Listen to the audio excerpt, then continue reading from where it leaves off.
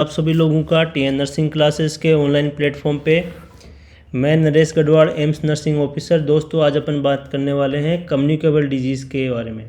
Communicable disease एक से दूसरे में फैलने वाली बीमारियां जिससे बॉडी की जो बायोलॉजिकल है वो क्या हो जाती है, डिस्टर्ब हो जाती है।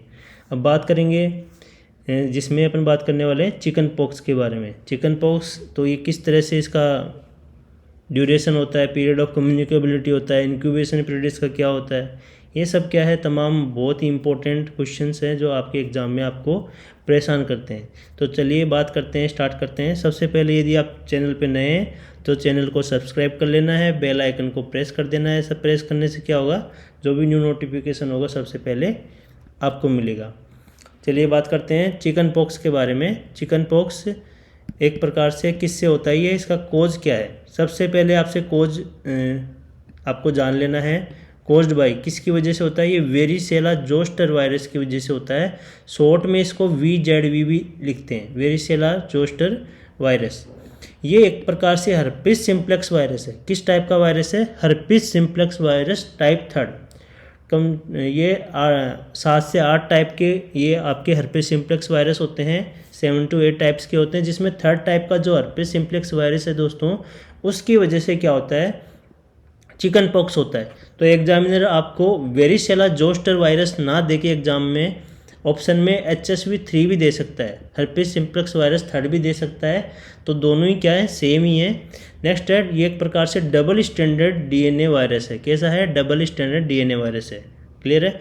ये ऐसे याद रखना, चिकन पॉक्स में C के बाद में क्या आता है, D, ABCD आता है ना, तो C के बाद क्या आता है, D। तो एक प्रकार से DNA वायरस है, इसको RNA नहीं करके आना आपको।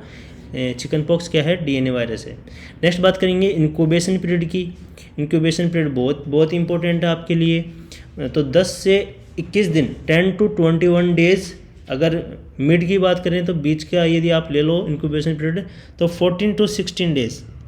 क्लियर है, 14 to 16 डेज। तो आपको ये रेंज में है और ये आपकी बीच की वैल्यू हो गई 14 to 16 डेज। इसी तरह कोविड-19 का आपसे पूछ लिया जाए तो आप क्या करके आओगे, 3 to 12 डेज। 3 to 12 डेज क्या है, 12 या 13 डेज आप करके आ सकते हो। ठीक है। और उसमें आइसोलेशन पेशेंट को जो केस है कोविड का, उसको 14 डेज तक क्या रखते हैं, हम आइसोलेट करके रखते हैं। इसी तरह इंक्यूबेशन पीरियड चिकन पॉक्स का है 10 to 21 डेज। नेक्स्ट है मोड ऑफ ट्रांसमिशन। किस तरह से ये फैलता है, एक से दूसरे के अंदर किस तरह से फैलता है।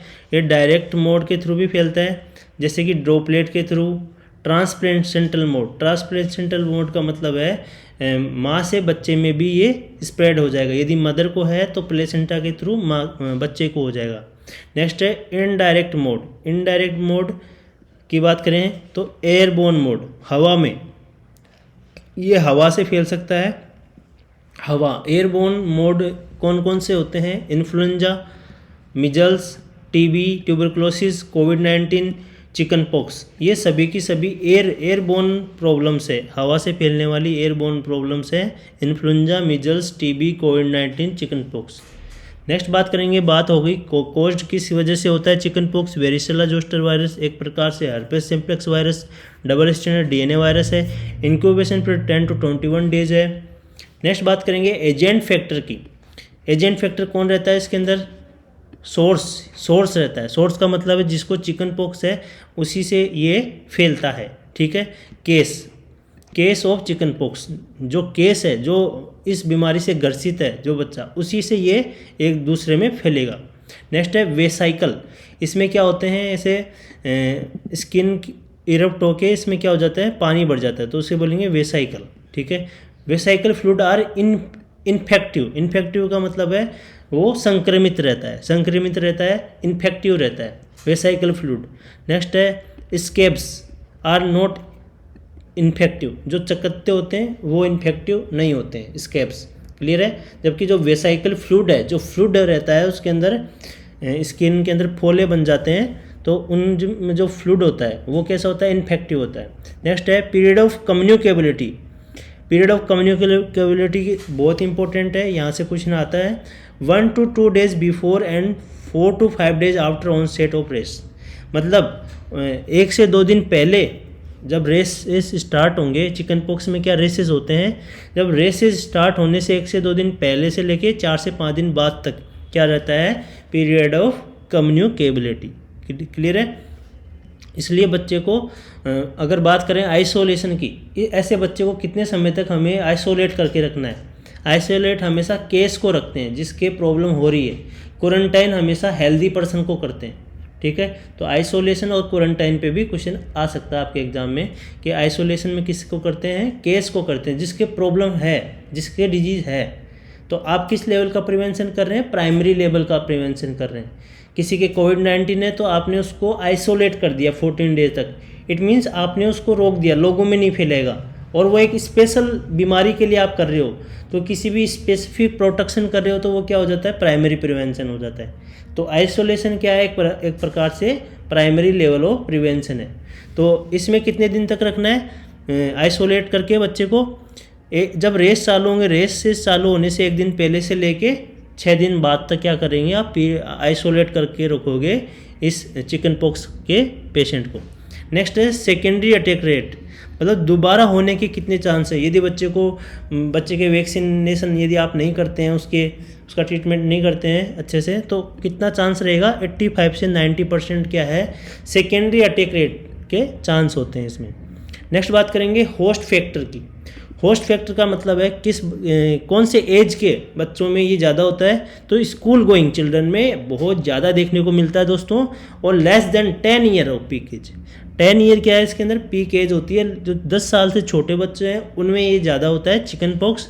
इसके अंदर इम्यूनिटी कैसी बनती है, एक बार होने के बाद लाइफ लॉन्ग इम्यूनिटी बनती है, और यदि वापिस से यदि देखने को मिलता है तो उसे सिंगल्स कहते हैं। यदि यही वेरिसेला जोस्टर वायरस वापिस यदि इन्फेक्ट करता है बच्चे को, वापिस से होता है, तो उसको क्या कहेंगे, सिंगल्स। क्या कहेंगे, सिंगल्स नाम दे दिया उसको। ये क्वेश्चन आपके बहुत इंपॉर्टेंट है, ये आया हुआ है क्वेश्चन, आपके रिपीटेड क्वेश्चन है एग्जाम में, नर्सिंग ऑफिसर्स की एग्जाम में ये क्वेश्चन आया हुआ है कि reactivation of chicken pox is known as, क्या कहेंगे उसे, तो आपका राइट आंसर होगा सिंगल्स। इसके स्टार लगा लेना। नेक्स्ट है प्रेगनेंसी के अंदर यदि इन फर्स्ट 20 वीक्स, शुरुआत के जो 2 ट्राइमेस्टर होते हैं, ठीक है, उसमें से फर्स्ट ट्राइमेस्टर 12 वीक का, सेकंड ट्राइमेस्टर इसी स्टार्टिंग के जो 20 वीक है, उस टाइम क्या होता है, ऑर्गेनोजेनेसिस, ये सब ऑर्गन बनते हैं। तो उस टाइम यदि होता है तो क्या होगा, high chance of congenital varicella syndrome, मतलब बच्चे के अंदर ऐसी प्रॉब्लम्स हो जाएंगी, जन्मजात प्रॉब्लम्स हो जाएंगी, बच्चे के लिम्स नहीं बनेंगे, जो हाथ पैर है वो अच्छे से डेवलप नहीं होंगे कंजेनाइटल वेरिसेला सिंड्रोम के अंदर। तो 0.4 से 2% केसेस में ये देखने को मिलता है। यदि प्रेगनेंसी में मदर को यदि हो गया तो बच्चे के अंदर ट्रांसप्लेसेंटल, हमने पढ़ा था कि ये प्लेसेंटा से भी फैलता है। तो शुरुआत के 20 वीक में यदि ये होगा तो ज़्यादा प्रभावित करेगा।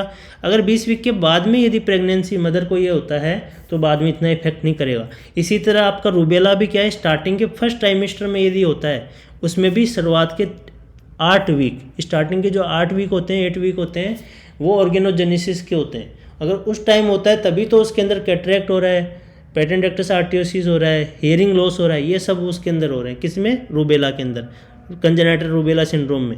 अपन यहाँ बात कर रहे हैं चिकन पॉक्स की, तो चिकन पॉक्स होता है वेरिसेला से, तो कंजेनाइटल वेरिसेला सिंड्रोम इसको नाम दे दिया गया।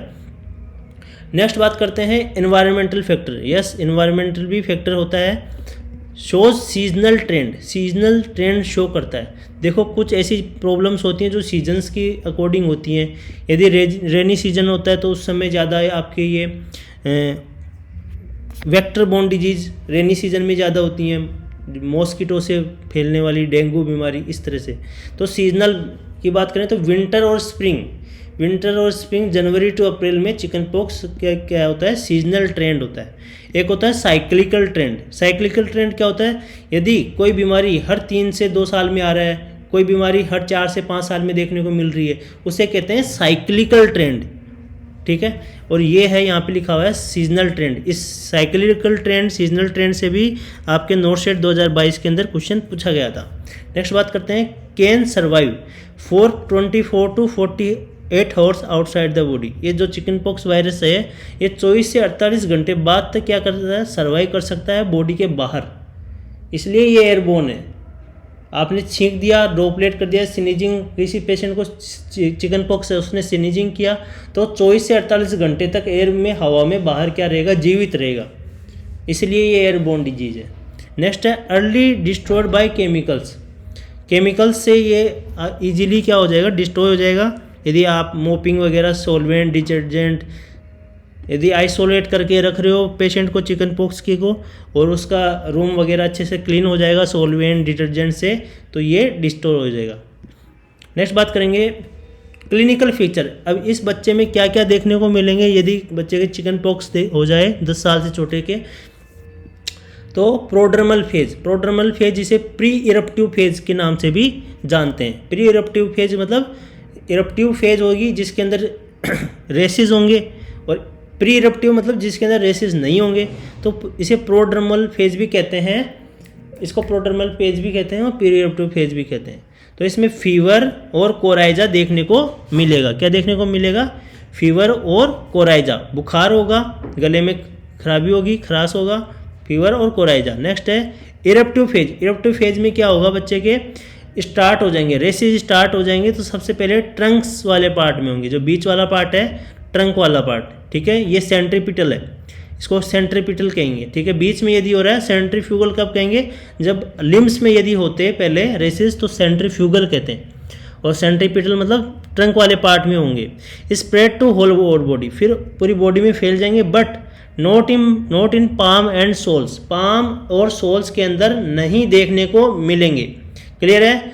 प्लियोमॉर्फिज्म, प्लियोमॉर्फिज्म का मतलब होता है different level of rashes at single point of time, एक समय में अलग अलग लेवल के रेसेस देखने को मिलेंगे, जबकि स्मॉल पॉक्स में उल्टा होता है, नो प्लियोमॉर्फिज्म होता है, उसमें सेम स्टेज के क्या होते हैं, रेसेस होते हैं, जबकि चिकन पॉक्स में अलग अलग लेवल के क्या होते हैं, रेसेस होते हैं, इसलिए प्लियोमॉर्फिज्म कहते हैं।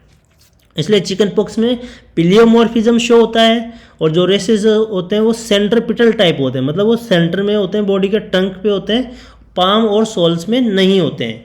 और जो स्कैब्स हो जाते हैं develop around 4 to 5 days, 4 to 5 days, जो आपके स्टार्टिंग में वेसिकल्स बने, वेसिकल्स से फ्लूइड निकल गया तो वहाँ पे स्कैब्स बन जाएंगे, चकत्ते से बन जाएंगे, वो क्या होते हैं, नॉन इन्फेक्टिव होते हैं, वो इन्फेक्शन नहीं होता उनके अंदर, नॉन इन्फेक्टिव। इन्फेक्टिव इसको कर लेना इन्फेक्टिव, इफेक्टिव की जगह इनफेक्टिव, इन कर देना, यहाँ EF की जगह इन्फेक्टिव होता है, ठीक है, एक को हटा देना, EF इन्फेक्टिव। क्लियर है।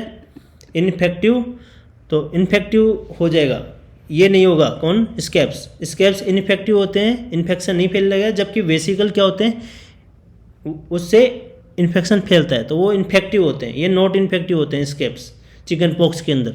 नेक्स्ट है एक्टिव इम्यूनाइजेशन। एक्टिव इम्यूनाइजेशन की बात करें, जब आप किसी के वैक्सीन लगाते हैं तो क्या होता है, उसे कौन सा लेवल का इम्यूनाइजेशन कहते हैं, एक्टिव। और यदि इम्यूनोग्लोबिन एंटीबॉडी यदि किसी को दे रहे हैं पेशेंट को, तो वो उसे कहेंगे पैसिव इम्यूनाइजेशन। क्या कहेंगे, पैसिव इम्यूनाइजेशन। तो ये इसके अंदर बात करें जो वैक्सीन यूज में करते हैं वेरिसेला जोस्टर के अगेंस्ट, तो ये कैसी होती है, लाइव एट्यूनेटेड वैक्सीन होती है। जो चिकन पॉक्स की वैक्सीन होती है कैसी होती है, लाइव एट्यूनेटेड वैक्सीन होती है। और इसका स्ट्रेन की बात करें तो ओका स्ट्रेन बहुत इंपॉर्टेंट है, स्ट्रेन आजकल पूछे जा रहे हैं आपके एग्जाम्स में, तो स्ट्रेन, ओका स्ट्रेन यूज में लिया जाता है इसके अंदर। डोज बात करें 0.5 ml।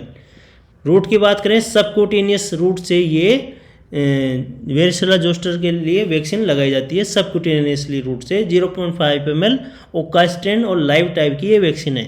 टाइम की बात करें तो 2 डोजेज ये इसकी हम लगाएंगे बच्चे को 12 to 18 मंथ्स पे लगाएंगे, और बूस्टर डोज 4 to 6 ईयर, जब 4 से 6 साल का हो जाएगा तब, ठीक है।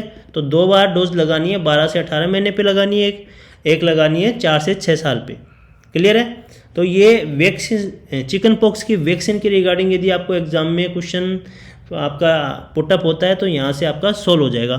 आगे बात करें प्रिवेंशन एंड कंट्रोल। किसी के मान लो हो गया, चिकन पॉक्स हो गया, तो उसके बाद क्या करेंगे, हम इम्यूनोग्लोबिन्स यूज़ करेंगे। तो जब भी इम्यूनोग्लोबिन्स लगाते हैं तो उसे क्या कहते हैं, पैसिव इम्यूनाइजेशन। क्या कहेंगे, passive immunization. By giving varicella zoster immunoglobulin, इसमें क्या दे रहे हैं, इम्यूनोग्लोबिन दे रहे हैं, तो इसका शॉर्ट फॉर्म हो गया VZIG। IG मतलब इम्यूनोग्लोबिन, VZ मतलब वेरिसेला जोस्टर। बात करें इंडिकेशन कब कब हमें वेरिसेला जोस्टर इम्यूनोग्लोबिन लगाना है, ऐसी प्रेग्नेंट फीमेल्स को with non exposure to varicella, जिनको वेरिसेला से एक्सपोज हुई है, ऐसी फीमेल, ऐसी प्रेग्नेंट फीमेल जो वेरिसेला से एक्सपोज हुई है, तो हम क्या करेंगे, उसको इम्यूनोग्लोबिन दे देंगे ताकि मदर से बच्चे में ट्रांसप्लेसेंटल ट्रांसमिशन नहीं हो और कंजेनिटल वेरिसेला सिंड्रोम डेवलप नहीं हो बच्चे के अंदर। नेक्स्ट है सीवियर इम्यूनो कॉम्प्रोमाइज्ड स्टेट, ऐसी कंडीशंस, ऐसे पेशेंट जिनकी इम्यूनिटी बहुत ज़्यादा कम है, उनको भी हम क्या करेंगे, वेरिसेला जोस्टर का इम्यूनोग्लोबिन देंगे। तो HIV पेशेंट जिसमें CD4 सेल क्या हो जाती है, डिक्रीज हो जाती है, एड्स की वजह से, HIV human immuno deficiency virus, इसकी वजह से एड्स होता है। तो अगर सिम्टोमेटिक है, HIV पॉजिटिव है, तब क्या देंगे हम, ये वेरिसेला जोस्टर इम्यूनोग्लोबिन दे देंगे। लॉन्ग टर्म स्टेरॉइड, लंबे समय से स्टेरॉइड यूज़ करने से क्या होता है, बोन मेरो सप्रेस हो जाती है, उस वजह से WBC का प्रोडक्शन नहीं होगा, तो उस वजह से क्या होगा, इन्फेक्शन के चांस हो जाएंगे। तो वेरिसेला जोस्टर इम्यूनोग्लोबिन उसे देना है। नेक्स्ट है infant born to varicella infected mother, ऐसा इन्फेंट जो बोर्न हुआ है तो उसको भी क्या करना पड़ेगा, हमें वेरिसेला जोस्टर इम्यूनोग्लोबिन देनी है।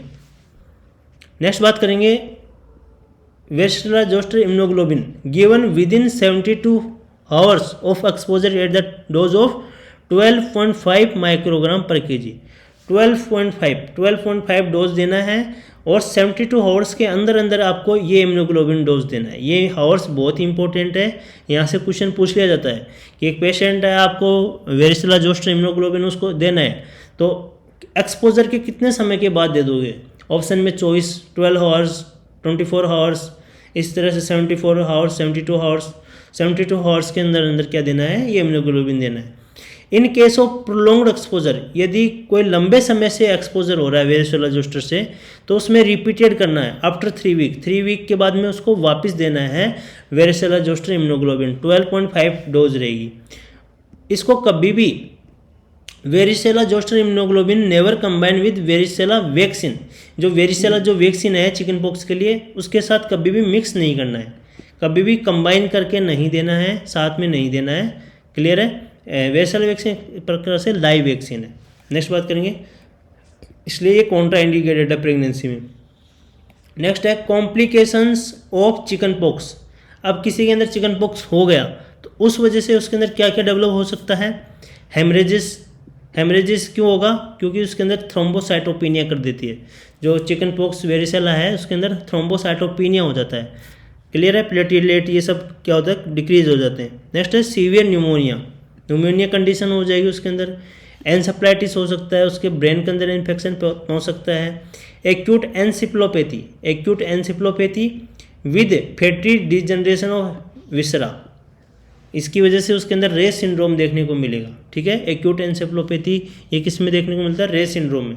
तो ये सभी के सभी चिकन पॉक्स के कॉम्प्लिकेशन है। तो लंग्स के अंदर न्यूमोनिया कर देगा, ब्लड क्लोटिंग की मैकेनिज्म को एबनॉर्मलिटी कर देगा, हेमरेज कर देगा, ब्रेन के अंदर इन्फ्लेमेशन कर देगा। ये सब कॉम्प्लिकेशन चिकन पॉक्स। नेक्स्ट है वेरिसेला इन प्रेगनेंसी। अब प्रेगनेंसी में यदि वेरिसेला हो जाता है तो क्या करेगा, कंजेनिटल वेरिसेला सिंड्रोम कोज करेगा।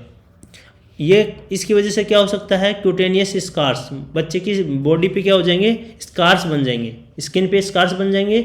लिम्ब एट्रोफी, ये बहुत इंपॉर्टेंट है, स्टार्टिंग के दोनों बहुत इंपॉर्टेंट है। क्या हो जाएगा, क्यूटेनियस स्कार्स हो जाएंगे, लिम्ब एट्रोफी हो जाएगी। एट्रोफी मतलब बनेंगे नहीं, हाथ पैर अच्छे से बनेंगे नहीं, छोटे हो जाएंगे। कोर्टिकल एट्रोफी हो जाएगी, माइक्रोसिफेली हो जाएगी, माइक्रोसिफेली हेड बहुत छोटा हो जाएगा। माइक्रोऑप्थेल्मिया, आइज भी क्या हो जाएंगी, छोटी हो जाएंगी। कोरियोरेटेनाइटिस हो जाएगा, आइज के अंदर इन्फ्लामेशन हो जाएगा। डीपनेस, सुनने की प्रॉब्लम हो जाएगी। ये सभी की सभी कंजेनिटल वेरिसेला सिंड्रोम के क्लिनिकल फीचर्स हैं, यहाँ से आपके क्वेश्चन बनते हैं। नेक्स्ट है डायग्नोसिस किससे करोगे यदि आपको पता करना है तो वेरिसेला जोस्टर के लिए डायग्नोसिस है डीएनए पीसीआर, क्योंकि जो चिकन पॉक्स एक प्रकार का डीएनए वायरस है, इसलिए डीएनए पीसीआर करेंगे। पीसीआर का मतलब होता है पॉलीमरेज चेन रिएक्शन, यहाँ लिख लीजिए पॉलीमरेज चेन रिएक्शन होता है पीसीआर का फुल फॉर्म। नेक्स्ट बात करेंगे रिकमेंडेशन फॉर वैक्सीन। यदि आप वैक्सीन लगाना है तो कितनी एज के को लगाना चाहिए, आइडियल एज कितनी होती है वैक्सीनेशन के लिए, वेरिसेला वैक्सीन के लिए 12 to 18 age, 12 to 18 month of age क्या है, आइडियल एज है किसी के लिए भी वेरिसेला वैक्सीन के लिए। Can be given to all children till 12 year, 12 साल तक के बच्चे को हम ये दे सकते हैं, ठीक है, 12 साल तक के बच्चे को हम दे सकते हैं। इन case of varicella exposure adult, ये एडल्ट की बात करें तो एडल्ट को 13 साल के बाद में भी दे सकते हैं, चिल्ड्रन को 12 ईयर तक दे सकते हैं, एडल्ट को 13 ईयर के बाद में भी दे सकते हैं। नेक्स्ट है gap between two primary dose between, जो पहली दो डोज हैं उसके अंदर कितना गैप होना चाहिए, कम से कम 1 to 3 मंथ्स का गैप होना चाहिए। यदि 12 साल से छोटे बच्चे को आप लगा रहे हैं वेरिसेला वैक्सीन के 2 डोज आप लगा रहे हैं तो फर्स्ट और सेकंड के बीच में जो गैप होना चाहिए वो 1 to 3 मंथ का होना चाहिए। और यदि 13 साल से बड़े को लगा रहे हैं तो 4 से 8 वीक, ठीक है, तो ये भी 1 से 2 मंथ का गैप हो गया। नेक्स्ट बात करते हैं post exposure prophylaxis. Post exposure prophylaxis, exposure होने के बाद में किस तरह से आप बचा सकें। In case of non exposure to varicella virus, varicella live vaccine give within 5 days of exposure. यदि ऐसा है कि in case of non exposure to, आपको पता है कि ये एक्सपोज हो चुका है वेरिसेला वायरस से, तो उसके बाद में यदि आप वेरिसेला लाइव वैक्सीन लगा रहे हैं उसके, तो विद इन 5 days के आपको उसको लगा देना है।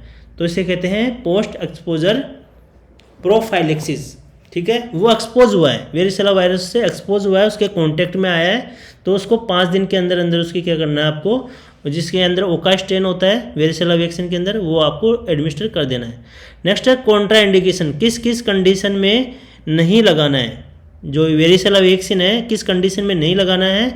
सीवियर इम्यूनो या फिर इम्यून कॉम्प्रोमाइज स्टेट, जिसकी इम्यूनिटी बहुत डाउन है उसको नहीं लगाना है क्योंकि लाइव वैक्सीन है ये। प्रेगनेंसी में भी नहीं लगाना है, प्रेगनेंसी में कॉन्ट्राइंडिकेटेड होती है लाइव वैक्सीन। एनाफाइलेक्सिस, यदि एलर्जी है, ठीक है, एलर्जी है तो भी नहीं लगाना है। एलर्जी के लिए यदि एलर्जी हो जाती है तो क्या करना चाहिए ऐसी कंडीशन में, ये क्वेश्चन बहुत आता है। आईवी इंजेक्शन एड्रेनालिन यूज़ करते हैं। नेक्स्ट बात करते हैं। Thank you so much everyone.